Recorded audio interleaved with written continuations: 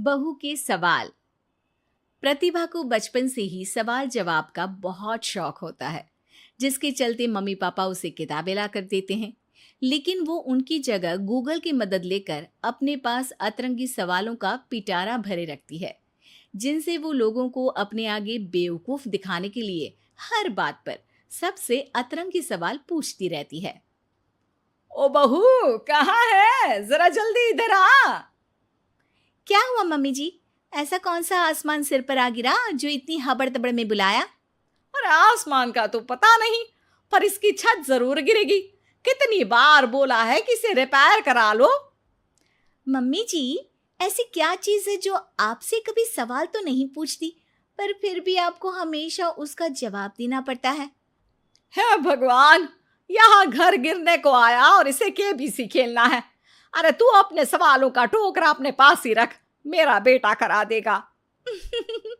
वो आलसी, उनके भरोसे रही तो छत पक्का गिरेगी।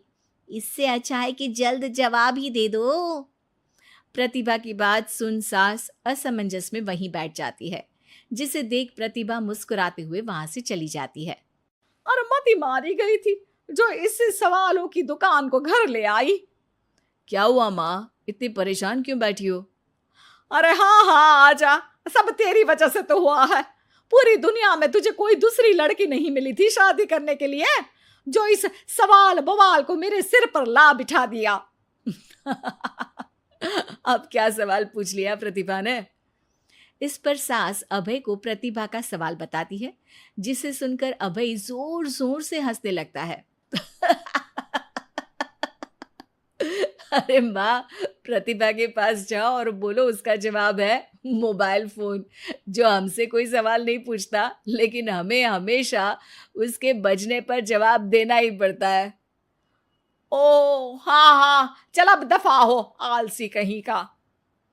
इस पर अभय के वहां से जाते ही सास प्रतिभा के पास जाकर उसे जवाब दे देती है, जिसे सुन प्रतिभा हैरान रह जाती है, लेकिन अपनी बात के चलते छत की रिपेयरिंग का काम करा देती है। मेरे सवाल का जवाब इतनी जल्दी देना मम्मी जी के बस की तो बात है नहीं। कोई मुझे इतनी जल्दी हरा दे ये कभी नहीं हुआ, और ना ही मैं होने दूंगी। अब देखो। इसके बाद तो जैसे बात प्रतिभा के अभिमान की हो जाती है, जिसमें वो सास से बदला लेने का मौका ढूंढने में जुट जाती है। एक दिन, आज ना हमें पड़ोस वाले शर्मा जी के घर डिनर पर जाना है, तो अपने सवालों को घर पर ही छोड़कर जाना, समझी? सास की बात का कोई जवाब दिए बिना प्रतिभा वहां से चली जाती है, और रात को शर्मा जी के घर पहुंचते ही उनके बच्चे के साथ खेल खेलने के बहाने अपने सवालों की गाड़ी शुरू कर देती है। पापा, आंटी बहुत सवाल करती है, मुझे उनके साथ नहीं खेलना। अरे ना ना बच्चा, आंटी आपकी नॉलेज के लिए ही तो पूछ रही होंगी ना। अच्छा तो बताओ, एक लड़की 50 फुट की सीढ़ी से गिरी, फिर भी उसे चोट नहीं लगी, क्यों? बच्चे की बात सुनकर शर्मा जी सिर खुजाते बैठ जाते हैं। अब अरे बच्चा, जाओ खिलौने से खेलो, जाओ जाओ। क्यों शर्मा जी, जवाब नहीं पता तो बच्चे को भेज रहे हैं? अरे आप सब भी क्या सवाल जवाब में लग गए, डिनर करते हैं ना।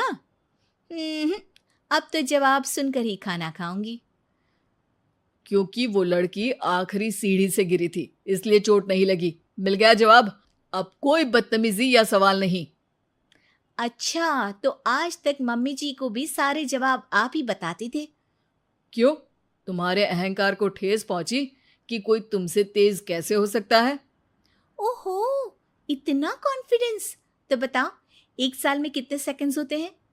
12। 2 जनवरी, 2 फरवरी एंड कंटिन्यूड। ज्यादा तेज हो। अच्छा, ऐसी क्या चीज है जिसे तुम छुए बिना पकड़ सकते हो? बात। 2 माँ और 2 बेटी पिज्जा खाने गई, सबने एक एक स्लाइस खाया, फिर भी सिर्फ 3 स्लाइस ही खा पाए। कैसे? क्योंकि उनमें एक ग्रैंड मदर है, फिर उनकी बेटी यानी कि मदर, और फिर उनकी बेटी। हो गई 2 माँ और 2 बेटी। मिल गया 3 स्लाइड का हिसाब। अरे कभी तो अपनी गूगल की दुनिया से बाहर निकलो। अपने आप को अगर इतना ही तेज समझती हो तो अब तुम मेरे सवालों का जवाब दो। कौन सा फूल सबसे अच्छा है? किसका दूध दुनिया में सबसे ज्यादा अच्छा है? कौन सी मिठास सबसे अच्छी है? अभय के सवाल सुन प्रतिभा असमंजस में पड़ चुपचाप बैठ जाती है, जिसे देख सब हैरान रह जाते हैं। प्रतिभा के पास सवाल का जवाब नहीं, ये चमत्कार कैसे हो गया? अरे कभी गूगल छोड़कर ढंग की किताबें पढ़ी होती तो पता होता। इसी तरह कुछ दिन बीत जाते हैं, जिसमें अभय का जवाब ना दे पाने की वजह से प्रतिभा सवाल पूछना बंद कर देती है, लेकिन साथ ही सुकून से रह भी नहीं पाती, जिसे देखकर एक शाम अभय प्रतिभा को कहता है। देखो, मेरा तुम्हें हर्ट करने का कोई मोटिव नहीं था। बस समझाना था कि अगर तुम्हारे पास कोई टैलेंट है तो उससे लोगों को नीचा दिखाने की जगह उन्हें सीखने में या मदद करने में इस्तेमाल करो। ज्ञान नहीं, जवाब दो। सबसे अच्छा फूल कॉटन का है, क्योंकि उससे हमें कपड़े पहनने को मिलते हैं।